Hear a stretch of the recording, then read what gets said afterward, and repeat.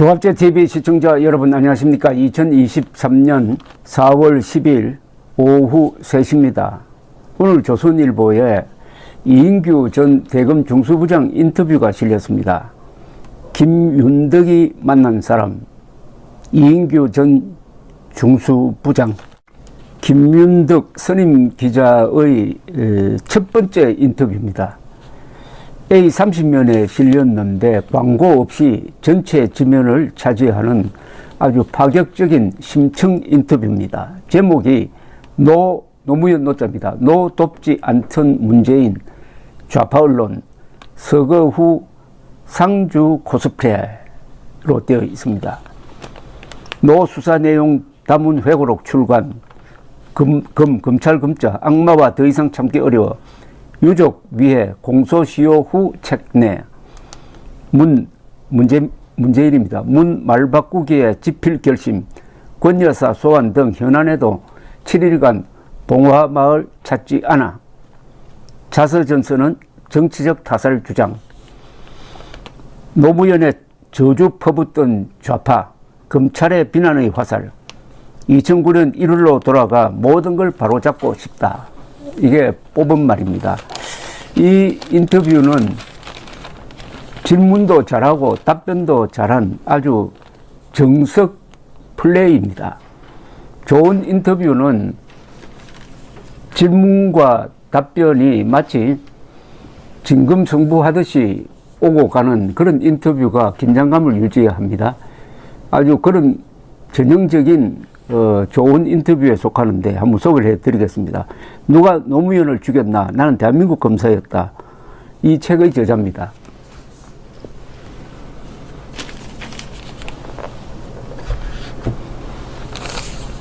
지금이 이재명 정권이었어도 책을 출간했겠느냐고 김윤덕 기자가 물으니까 이인규 전 중수부장의 미간이 살짝 패었다고 합니다.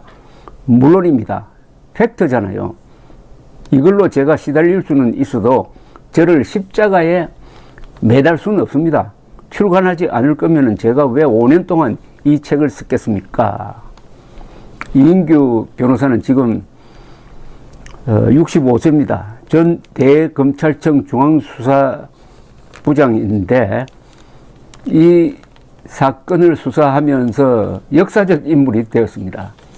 수사를 받던 전직 대통령이 이 극단적 선택을 하는 세계 역사상 초유의 일이 벌어졌습니다. 김윤덕 기자는 지난 5일 만난 이인규 전 중수부장은 이렇게 말했다고 서두에서 기록을 했습니다. 좌파 언론과 민주당 정치인들은 지금까지도 논두렁식의 망신주기란 말로 검찰이 모욕을 주어서 노 전 대통령을 죽음에 이르게 했다고 선동한다.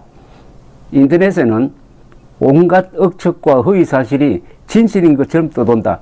국민의 알 권리, 올바른 역사의 기록을 위해 진실을 알려야 한다고 판단했다고 말했다는 겁니다. 그는 노 전 대통령은 가족의 금품 수수 사실을 몰랐다는 세간의 인식과 달리 권양숙 여사가 노무현 대통령 모르게 박연차 회장에게서 금품을 요구하거나 받은 사실은 없다고 했습니다.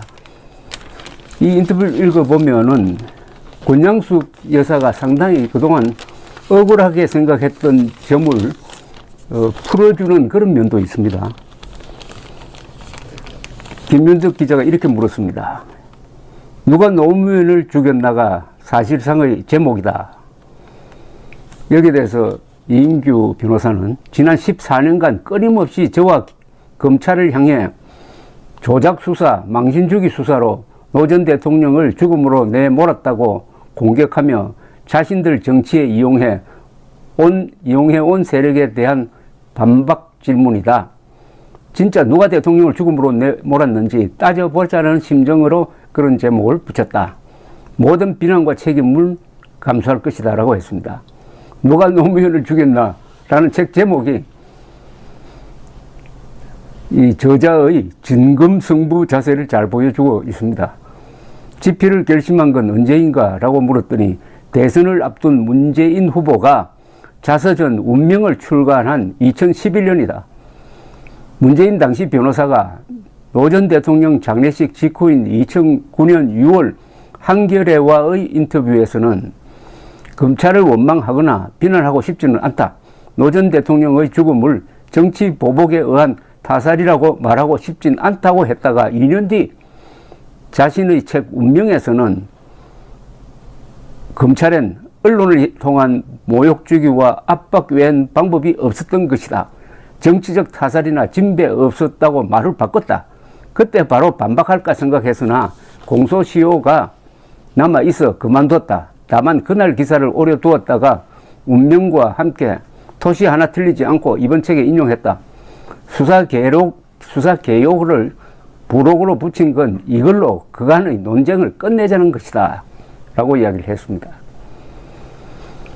김윤덕 기자가 윤석열 정부의 출범 1년 시점에 책에 나와 말들이 많다고 하니까 이인규 변호사는 책 말미에 노 대통령 수사 개요를 부록으로 첨부했다.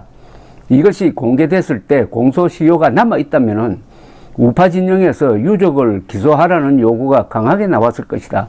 이 경우 유족은 물론 검찰도 입장이 남처해질 거라 판단했다. 유족을 사법의 장으로 끌어들이고 싶지 않아 공소시효가 끝난 뒤 책을 냈다. 윤석열 정부와는 아무런 관계 없다고 했습니다. 공소시효는 지난 2월 21일 끝났습니다.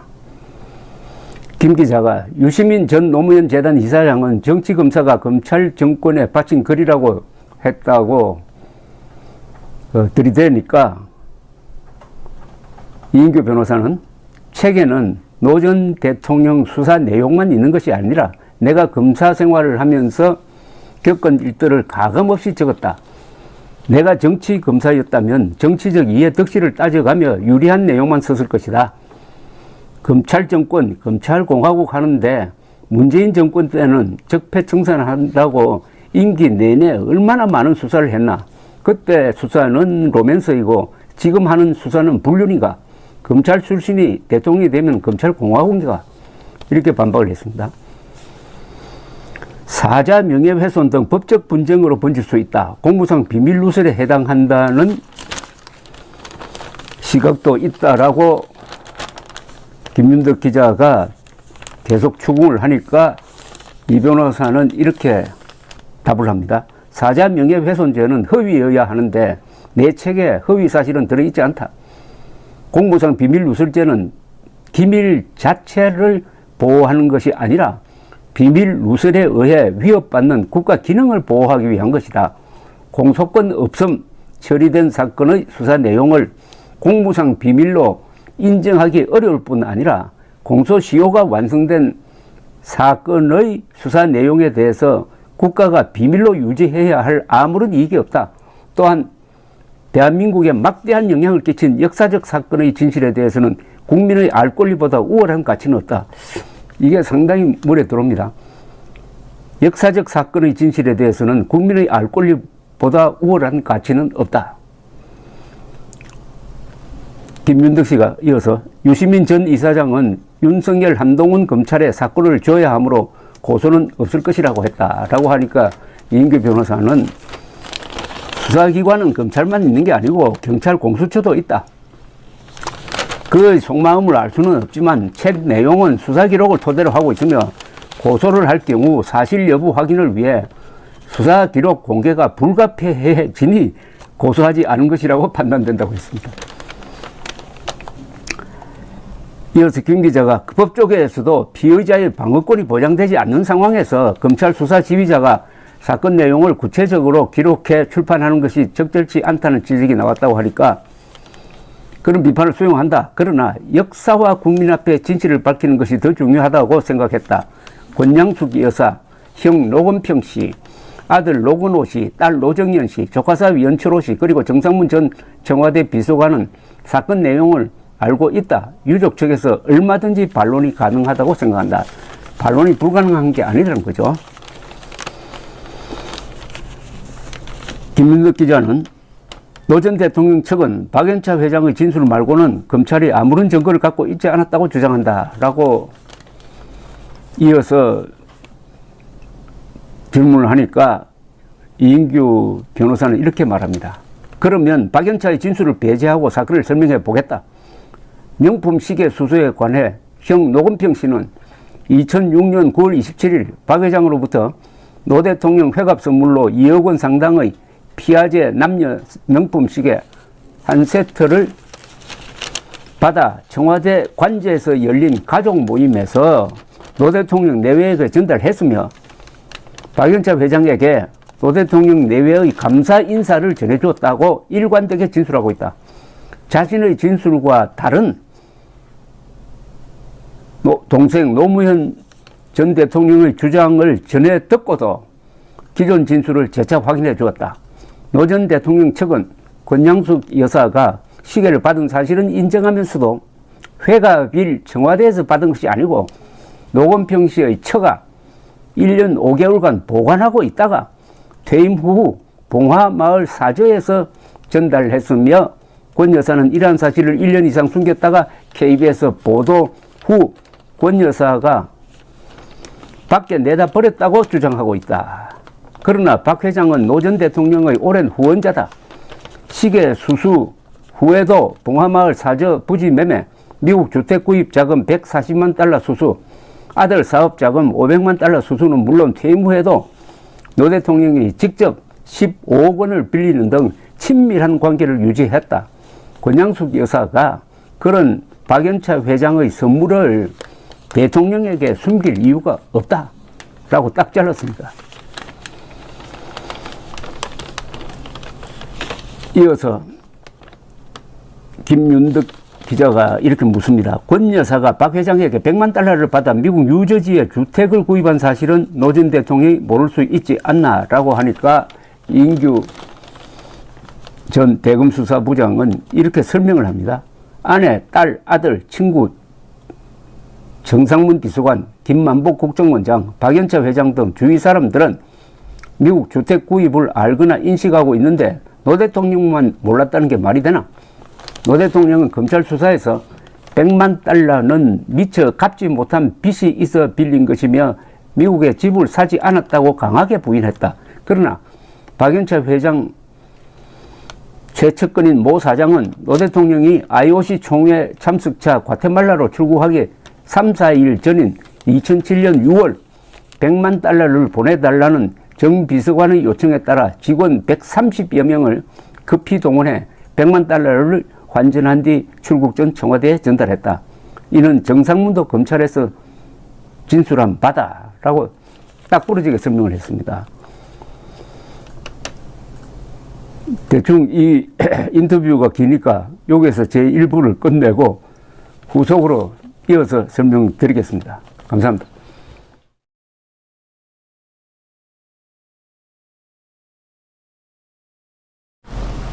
조합제TV 시청자 여러분 안녕하십니까. 2023년 4월 11일 정오를 방금 지났습니다. 이인규 전 대검 중수부장이 최근에 낸 책 나는 대한민국 검사였다. 누가 노무현을 죽였나? 라는 이 책이 나온 다음에 여러 가지 논란이 있었지만은 하나 확실한 것은 있습니다. 이 책에 적힌 내용이 사실과 다르다. 그것은 쓴 사람의 착각이다. 또는 조작이다 하는 주장은 없습니다. 다만 쓴 의도가 뭐냐 하는 걸 가지고 공방전을 벌이고 있을 뿐입니다. 이인규 전 대검 중수부장은 자신에 대한 이 정치적 공세에 대해서는 대응하지 않겠다. 그러나 사실관계에 대해서 지적하면은 거기에 대해서는 반론하겠다 하는 입장을 취하면서 언론 인터뷰를 하지 않고 있다가 어제 조선일보와 인터뷰를 했습니다.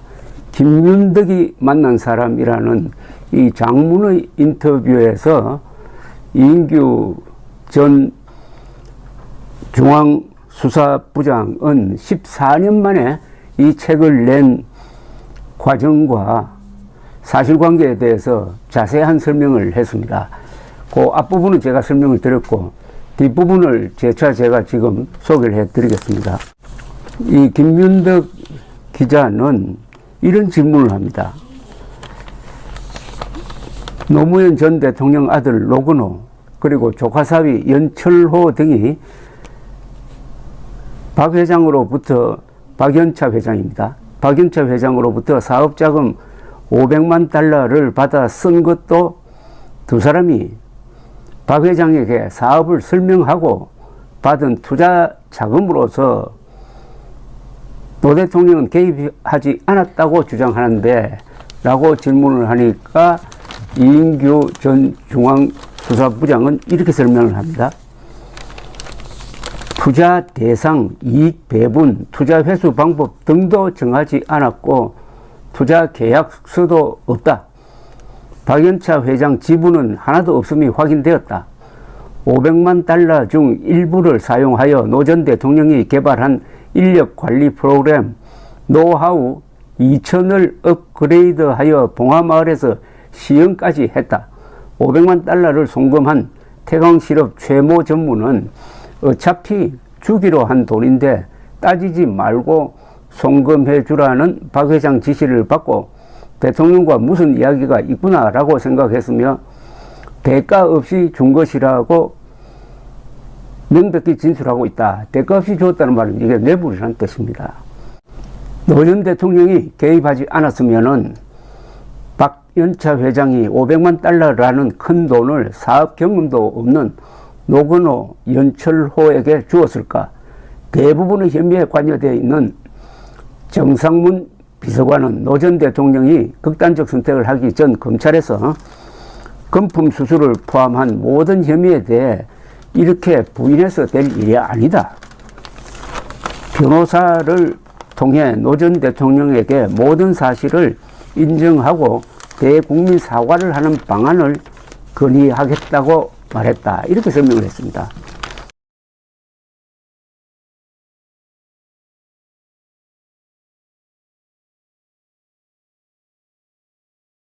이어서 김윤덕 기자가 아주 예민한 질문을 했습니다. 당신의 주장대로라면은 모든 책임을 뒤집어 쓴 권양숙 여사가 가장 억울한가?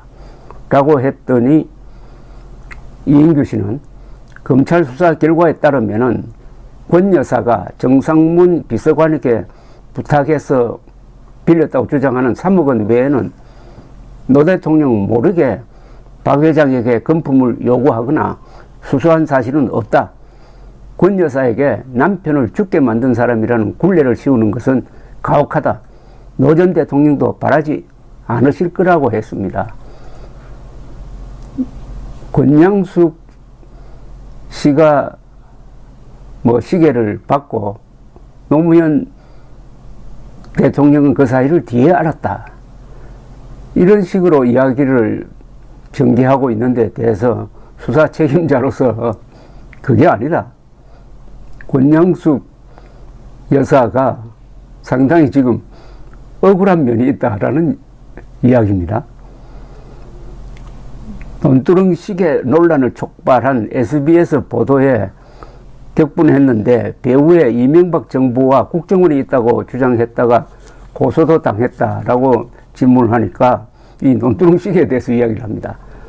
논두릉 시계는 좌파 정치인들이 검찰에 씌운 프레임이자 올가입니다. 문재인 전해철 변호사는 노 대통령 조사 당시 입회하여 시계 관련 발언의 진실을 알고 있다. 그럼에도 노 대통령 내외가 명품 시계 받은 사실은 감추고 밖에 내다 버렸다고 한 노 대통령의 검찰 진술이 논두렁에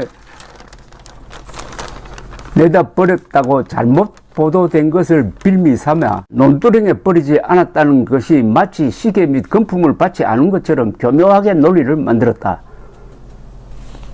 논두렁 시계 하면은 일단 국민들은 그게 이명박 정부가 조작한 거다. 따라서 시계는 없다. 논두렁 시계가 조작되었으니까 시계 자체가 없다.